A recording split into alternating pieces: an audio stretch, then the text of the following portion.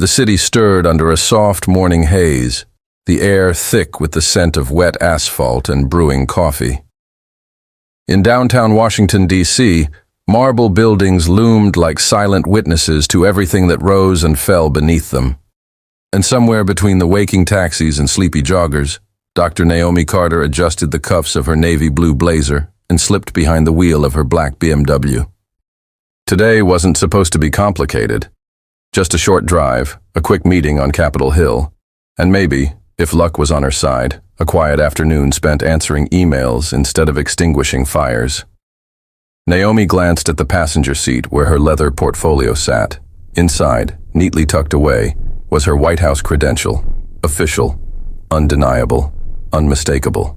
But out here, with her dark skin, sharp suit, and polished car, none of that mattered unless she chose to reveal it. The light turned green. Naomi eased onto the main road, merging smoothly into traffic. She didn't see the squad car at first, only noticed it when the flash of red and blue lights lit up her rearview mirror like a sudden storm. Her fingers tensed on the wheel for the briefest second. Not fear. No.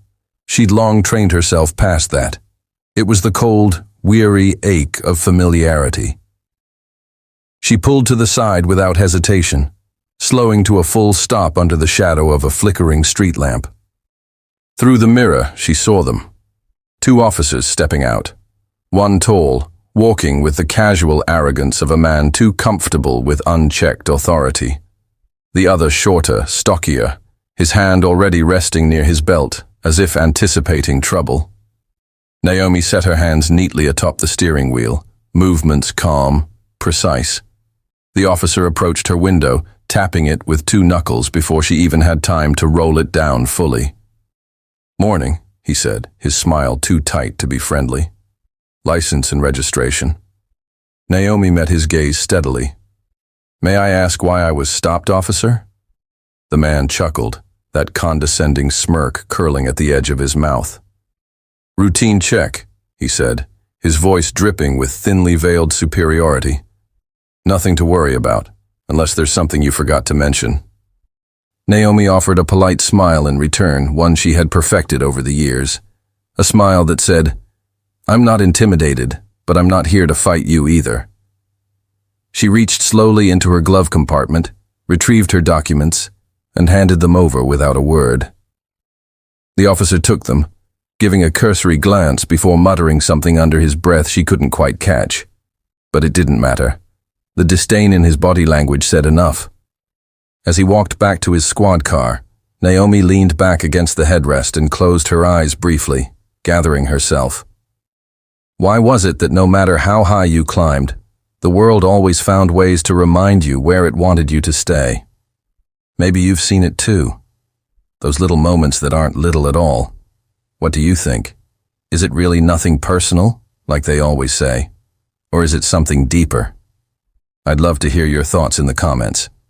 Naomi opened her eyes just as the officers began murmuring behind her car. She could feel it, the crackling static of something bigger building in the air. And if they thought they were dealing with someone ordinary, they were about to be very, very surprised. Officer Barnes strolled back to Naomi's window, her license pinched loosely between 2 fingers, the way you might hold something you didn't want to touch too much. His steps were slow, exaggerated, the kind of swagger that said he believed he already knew everything there was to know about the woman sitting behind the glass.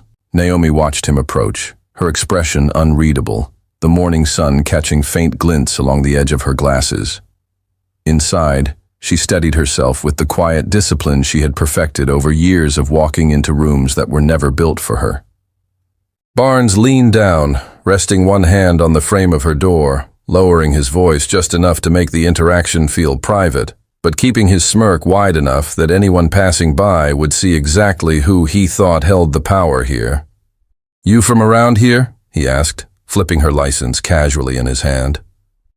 "I work here," Naomi said smoothly. Barnes grinned, a slow curl of amusement touching his mouth. "Yeah? Doing what exactly?"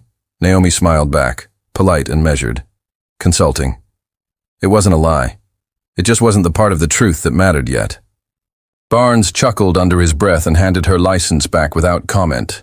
For a second, their hands almost brushed, and Naomi noticed it, the flicker of something darker beneath his amusement, not just suspicion, dismissal, like she was just another name on a long list, easily filed away.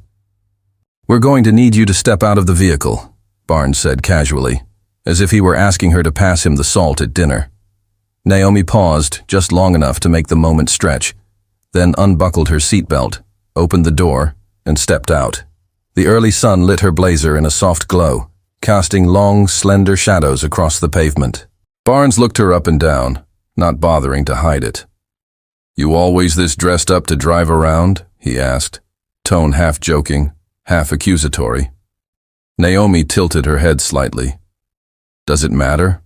He shrugged, pretending to be casual, but Naomi saw the tension tightening in his jaw. He wasn't used to being questioned, certainly not by someone like her. Officer Riley approached from the back of the car, glancing at Barnes before jerking his thumb toward the trunk. "Mind popping that open for us?" he said. Naomi didn't move immediately. Instead, she looked between the two officers, her face still calm, but her eyes sharp. "Do you have a warrant?" she asked, her voice even, almost gentle. Barnes gave a little laugh, shaking his head like a parent humoring a stubborn child. "Ma'am, it's just a routine check. You got nothing to hide, right?" Naomi said nothing for a beat. Then, with a slow, graceful movement, she stepped back toward the car and unlocked the trunk. The heavy lid lifted with a soft creak. Inside, a laptop bag, a neatly folded coat, and a box of medical journals. Riley peered inside, clearly disappointed not to find anything remotely scandalous. Barnes, however, wasn't so easily deterred. He leaned in, poking around the contents with the end of his flashlight. Naomi stood a few feet away, arms loosely crossed, the faintest trace of a smile touching her lips. She had seen this play out before. You could have every credential in the world, degrees, honors, awards, and still, to some eyes, you'd always be something to be doubted. Have you ever felt like you had to prove yourself twice just to be seen once? Let me know in the comments. Barnes straightened up finally, clearly irritated that he hadn't found anything exciting. But Naomi wasn't celebrating yet, because when people like Barnes didn't find what they were looking for, they usually tried to invent it. And something in the air told her this morning was far from over. Barnes closed the trunk lid with a hollow clunk, the sound sharp against the muted morning stillness. For a moment he simply stood there, staring at Naomi as if waiting for something unseen to materialize. Some excuse, some flaw he could seize upon. Naomi remained perfectly still, her hands relaxed at her sides, her expression patient but unyielding. Barnes exchanged a glance with Riley, an almost imperceptible nod passing between them. "Turn around, ma'am," Barnes said, his voice dipping into something heavier now. "We're going to conduct a quick search." Naomi didn't flinch. "Under what suspicion?" she asked, her voice steady. Barnes smiled, a thin, dangerous curve. "Just procedure," he said. "Cooperation makes everything easier."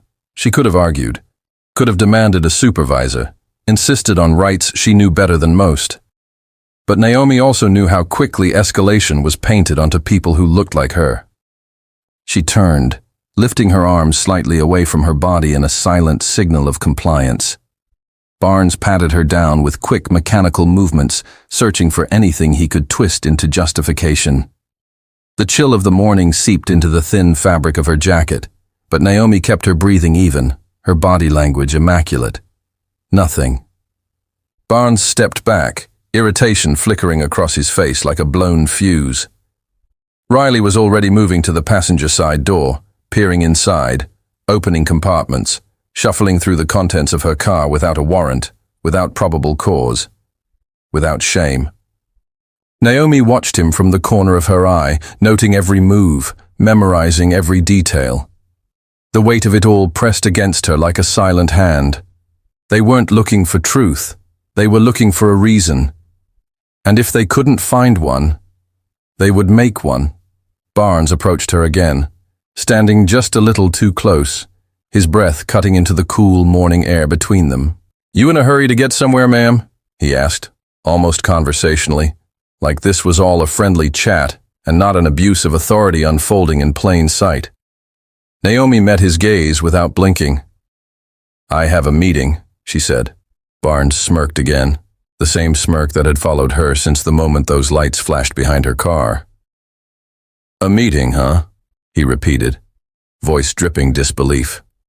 Riley, meanwhile, returned from the passenger side empty-handed, shaking his head slightly. The two officers exchanged another look, a flicker of frustration, before Barnes tucked his thumbs into his belt and shifted tactics. "Mind if we check under the seats?" he asked, though the tone made it clear he wasn't asking. Naomi exhaled slowly through her nose. If they were trying to provoke her, they would fail. Because unlike them, she understood something they never would. Real power wasn't loud, it was patient. Barnes gestured toward the car again, a lazy flick of his wrist, and Riley moved in to check beneath the seats, his boots scraping against the pavement as he crouched down awkwardly. Naomi stood motionless beside her car, the early morning sun rising higher, casting a harsher glare over the quiet street. Every second felt longer now, stretched thin by the weight of unspoken hostility. She glanced around briefly, the empty sidewalks, the office building still asleep, the coffee shop across the street just beginning to set out chairs. No witnesses, no help, just her and them. From the back of the car, Riley muttered something Naomi couldn't hear. Barnes turned slightly, peering into the vehicle with sudden interest. Naomi's fingers tightened imperceptibly at her sides. Moments later, Riley straightened up, holding something between his thumb and forefinger. A small, unlabeled envelope. "Well, look what we have here," he said, voice heavy with false surprise. Barnes stepped forward, taking the envelope and flipping it between his fingers theatrically. Naomi kept her gaze steady, her mind racing, even though her body remained calm. She recognized the envelope instantly. It was a simple manila document sleeve, the kind used to carry briefing papers. Inside were her prepared notes for the Capitol meeting. Nothing more. But she knew how easily paper could become suspicious material in the wrong hands. Barnes turned back toward her, holding the envelope up like a trophy. "Mind explaining what this is?" he asked, loud enough that his voice echoed off the nearby building facades. "It's documentation," Naomi said evenly. "For my meeting." Barnes chuckled, shaking his head slowly, as if disappointed in a way that felt personal. "You expect me to just take your word for it?" he said, voice oily. Naomi said nothing. She had learned long ago that sometimes silence spoke louder than any defense. Riley moved closer, the two officers now subtly boxing her in, cutting off her access to the car, the sidewalk, the thin sliver of freedom she still held onto.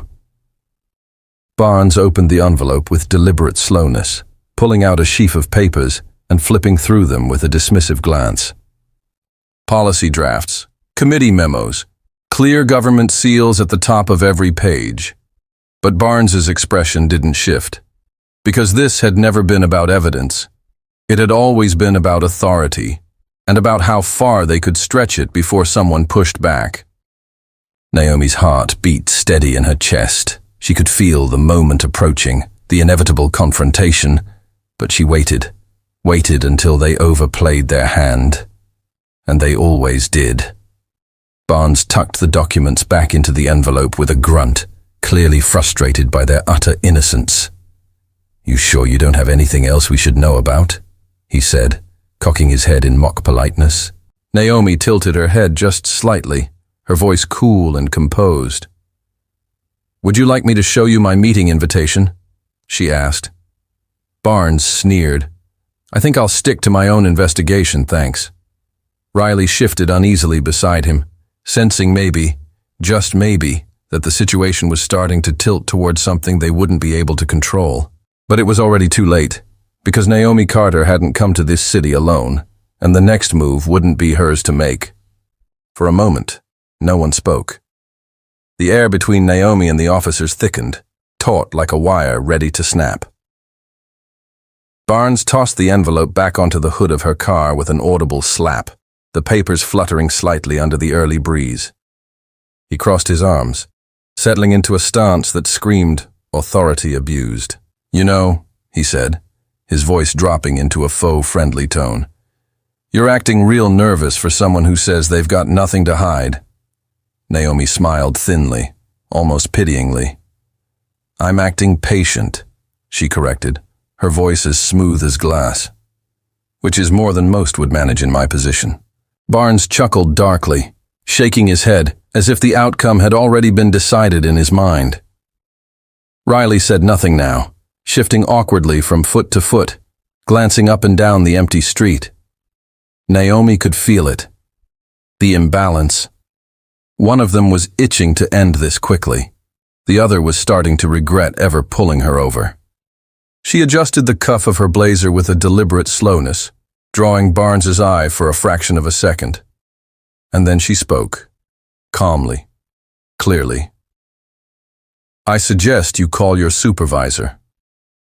The words hung in the air for a beat longer than necessary. Barnes raised an eyebrow, amused. "Supervisor," he repeated, pretending not to hear the quiet warning laced within her tone. "What for?" Naomi met his gaze head-on, her voice sharpening just enough to leave a mark. "Because you're about 2 minutes away from making a mistake you'll never be able to walk back."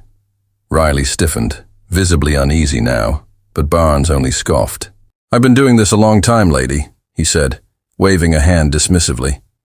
"I know the game."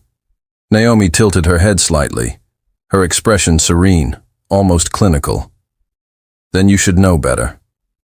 Barnes opened his mouth, another cutting remark ready, but he was interrupted by the crackle of his radio, a call coming in from dispatch, routine, mundane. But the interruption punctured the moment, giving Naomi exactly the space she needed.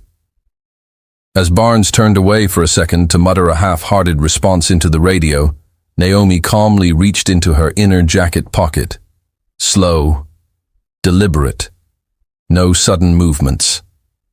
From the folds of tailored fabric, she drew a slim leather card holder, plain, unremarkable, except for the heavy white badge embedded in its surface, gleaming faintly in the sun.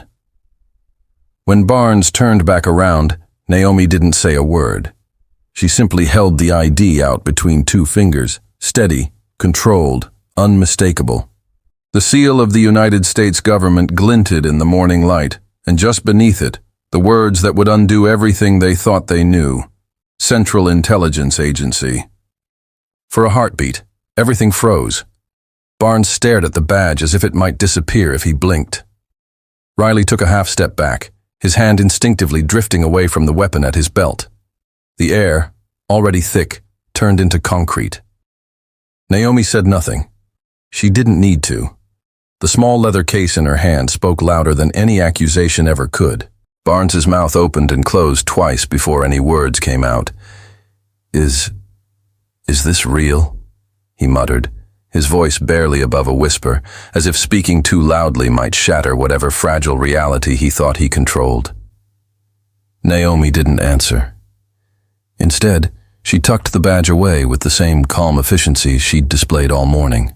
Barnes's face flushed deep red, whether from anger, embarrassment, or fear. Naomi couldn't tell, probably all 3. And this is where men like him always stumbled, she thought, not when the rules were bent in their favor, but when they realized the rules could bend against them too. Riley looked visibly panicked now, shifting his weight from foot to foot, like a boxer who knew the knockout was coming, but didn't know how to brace for it. Naomi tilted her head slightly.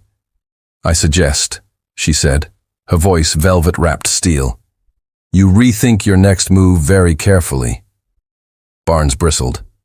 There was still that twitch behind his eyes, the stubbornness, the refusal to yield even when caught cold. But power, once challenged properly, had a way of crumbling fast. And now he was on the wrong side of a collapse he had started himself. You know, it makes you wonder, how many people like Naomi never even got the chance to show what protected them? How many didn't have the badge but deserved the same respect? What do you think? Are apologies enough after the damage is already done? Barnes finally broke the silence with a gruff, barely controlled voice. "You're free to go," he said. But even as he stepped back, Naomi could see it, the cracks running through his confidence like shattered glass under a boot. Naomi moved calmly toward the driver's side door, her posture straight, movements measured, like a general walking across a battlefield she had already won. Barnes remained rooted in place, hands balled into fists at his sides, jaw clenched so tightly Naomi could almost hear the grinding of his teeth. She opened the car door slowly, not once breaking eye contact. It was a small act of defiance, but one loaded with meaning. Barnes had wanted her rattled, submissive, apologizing for crimes she never committed. Instead, here she was, untouched, unbroken, unimpressed. Riley, meanwhile, hovered by the rear of the SUV, stealing glances at Barnes, unsure whether to step in or stay invisible. His loyalty was a candle flickering in a gathering wind. Naomi slid behind the wheel and placed her hands on the steering wheel, but she didn't start the car yet. She waited. She wanted Barnes to stew in his failure for just a few seconds longer. In the oppressive silence, Naomi studied his face, the twitch in his cheek, the narrowing of his eyes, the furious calculation happening behind his stare. He was searching, desperately, for a way to salvage his authority, to justify what couldn't be justified. Finally, he stepped closer to the open door, lowering his voice to a near growl. "What's a CIA agent doing driving through a place like this?" he asked. There it was, the last desperate grab for control. Naomi let a small, humorless smile touch the corners of her lips. "I could ask you the same thing, officer," she replied softly. The words slipped into the morning air like a needle through cloth. Sharp, efficient, leaving a tear that couldn't be mended. Barnes stiffened. He opened his mouth, but no words came. For once, his arsenal of intimidation was empty. Naomi finally turned the key in the ignition, the soft purr of the engine cutting through the tension like a blade. She pulled the door closed with a soft, deliberate click. No slamming, no theatrics. Control wasn't loud. It was silent, absolute. As she pulled away from the curb, Naomi allowed herself a glance in the rearview mirror. Barnes stood in the street, still as a statue, staring after her. Not with anger now, with fear, and maybe a little bit of shame. Maybe. The city unfolded in front of Naomi like a slow-moving painting. Brick buildings, cracked sidewalks, the occasional figure walking a dog or sipping coffee from a paper cup. Everything looked ordinary, untouched. But the ordinary had sharp edges, and Naomi had just been reminded how quickly they could cut. She adjusted her rearview mirror, watching as the figures of Barnes and Riley shrank into the distance, swallowed by the lazy morning light. Her fingers tightened briefly around the steering wheel, not because she was afraid, not anymore, but because it never really stopped, the weight of what could have happened, what almost always happened to people who didn't have a badge tucked away in their jacket, or a name someone in Washington cared about. Her SUV glided through the sleepy streets, engine humming beneath her. To anyone watching, she was just another woman commuting to another job, invisible, ordinary, and that's what made it all so dangerous.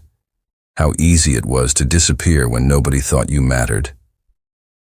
Naomi exhaled slowly, letting the tightness in her chest bleed out with the breath. Today, she had walked away.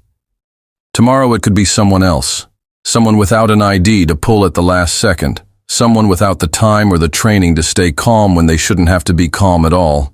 And then what?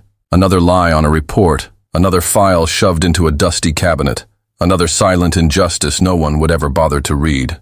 She turned down a side street, her mind sharp despite the tired ache starting to settle into her bones. The day wasn't over, not by a long shot. And for Naomi Wright, unfinished business was never something she left unattended.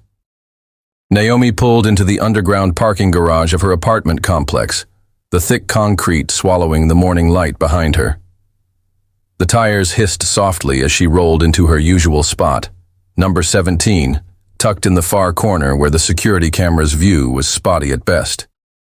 She killed the engine and sat there for a moment, the hum of the world outside fading into a heavy silence. For a second, just a second, she allowed herself to believe it was over. She reached for her bag, the leather soft under her fingers, when her phone buzzed sharply in the cup holder. Unknown number. She frowned. Most calls from unknown numbers were spam, telemarketers, scams, or worse, ghosts from missions past who didn't realize she had long since buried their secrets. Still, some instincts never dulled. She picked up, thumb hovering over the answer button for half a breath longer than necessary. "Naomi Wright," she said simply. There was a pause, a silence so complete it felt like the whole garage was holding its breath. Then a man's voice, low and deliberate. "You're not as invisible as you think."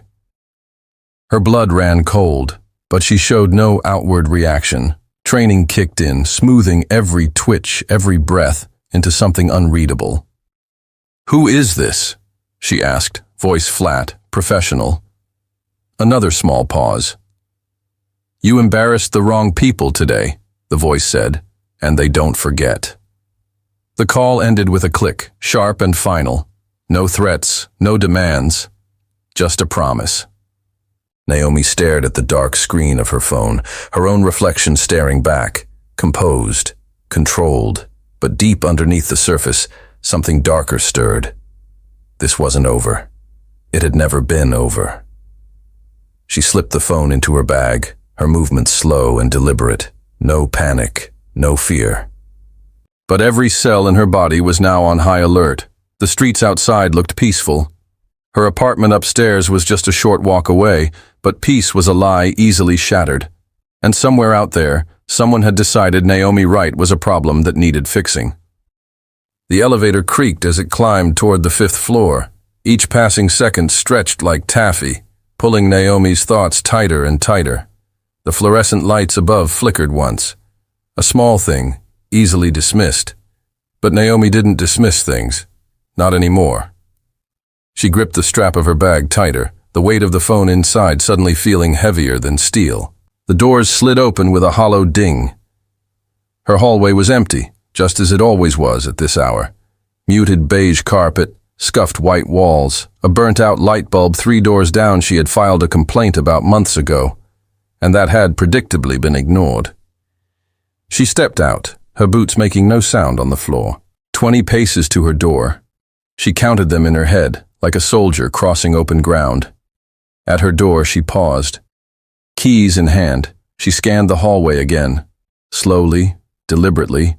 No movement, no sound. Still, something was wrong. Not something you could see. Something you could feel. Her fingers brushed the doorknob lightly. It was locked, same as she'd left it. But still, that feeling. That old itch at the base of her skull she had learned to trust more than any briefing or intel report. She slid the key into the lock, but didn't turn it yet. Instead, she leaned in, listening, the hum of distant traffic, the faint ticking of the hallway thermostat, and nothing else. Maybe it was paranoia, maybe it was training, or maybe it was something more. You ever get that feeling? That quiet, nagging sense that something's wrong even when everything looks right. Would you trust it? Or tell yourself you're just being paranoid? Naomi made her choice. She stepped back from the door and pulled out her phone. Her fingers moved quickly, sending a short, coded text to a secure number. A simple message. Check. It meant, "If you don't hear from me in 10 minutes, come looking." Only then did she unlock the door and walk into whatever waited on the other side. The door swung open with a soft groan. Naomi stepped inside, shoulders squared, every sense sharpened to a razor's edge. The apartment was dark, lit only by the thin gray light filtering through the blinds. Everything was where she had left it, or so it seemed at first glance. Her boots moved silently across the hardwood floor. Bag down, keys on the table, a practiced routine that gave nothing away. But her eyes caught everything. The coffee mug she had left on the counter yesterday shifted half an inch to the left. The chair under the window, angled slightly toward the hallway instead of straight on, the faintest smell of something unfamiliar in the air, like aftershave mixed with cold metal. Naomi's heartbeat stayed steady, but her muscles coiled, ready. Whoever had been here was good, very good. Not a burglar, not an amateur. This had been a message, a reminder. She was being watched, and whoever was pulling the strings wasn't done playing. She moved carefully toward her living room, the silence around her pressing down heavier with every step. Her laptop, still sitting on the coffee table where she had left it, blinked once, then again, as if mocking her. The screen was dark, but Naomi knew better. If they had touched her laptop, they had touched everything. She crouched low, scanning the room without moving her head too much. No cameras visible, no obvious bugs. But that meant nothing. The best operatives didn't leave fingerprints. They left doubts, and doubts could paralyze a person better than any bullet. Naomi's mouth tightened. This wasn't about stealing information. It was about stealing her sense of security. And they had almost succeeded. Almost. She straightened slowly, reaching for her phone once again. Not to call for help, not yet. Instead, she opened her secure app and began a silent sweep, looking for pings, signals, anomalies. The map lit up instantly. One signal. Close, too close, on her floor. Naomi didn't hesitate. She turned on her heel and strode back toward the door, her body moving on pure instinct now. Whatever was coming next, she wasn't going to face it sitting down. Not today, not ever. Naomi didn't run. She didn't flinch. She walked past the man by the exit, her heart steady, her jaw set like iron. The threat wasn't over. It was only beginning, but she wasn't the one who needed to be afraid. Outside, the cold air bit at her skin. She breathed it in like fire and kept moving forward, because some battles aren't fought with fists. They're fought by refusing to back down. If you were Naomi, would you have kept walking or turned to fight? Drop your answer in the comments. And if you love stories where the truth wins, make sure to like, subscribe, and hit that bell. More is coming.